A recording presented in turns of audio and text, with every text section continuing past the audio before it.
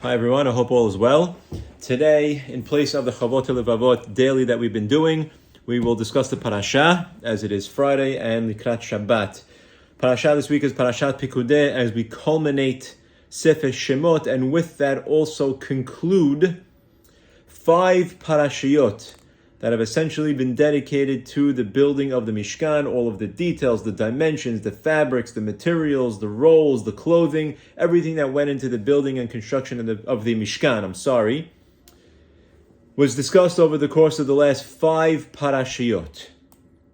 And it's fascinating to think that over the course of those 5 parashiyot, the Torah dedicated 371 pisukim to the discussion of the Mishkan. If I look back to the beginning of Sefer Shemot, where Borei Olam created the world, I find only 31 Pesukim over 2 Perakim dedicated to the discussion of the creation of the world. So to think that the discussion of the Mishkan spans 5 parashiyot, 371 Pesukim, the discussion of the creation of the world, of the universe, is 2 Perakim and 31 Pesukim. It sounds strange to compare the two. But perhaps in that lies a very important message about the Mishkan. We all read the Pisukim and the details, and it seems to become tedious, but perhaps that tediousness, that 371 Pisukim, in relation particularly to the 31 Pisukim, tells a very important story. For Borei Olam, for an infinite God to create a world for man, it's easy. He's Borei Olam. For man to create a home for Borei Olam, for the divine in the middle of the desert, that is almost an impossibility. For man to be able to step back, to bring God into his life so that he is manifest in the center of their camp, every single day, which reminds them of their commitment to Borei Olam and everything that comes with his Torah, is nothing short of phenomenal.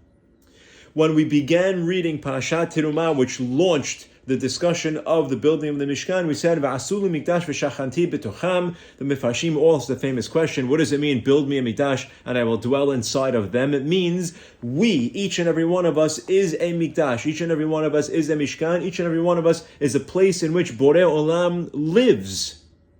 To think that we create a space for HaKadosh Baruch Hu to live in our world every single day is nothing short of fantastic. And it says about us, or what it should say about us, what it does say about the building of the Mishkan in all of its 5 parashiyot and all of its 371 Pesukim is, this is a tremendous task.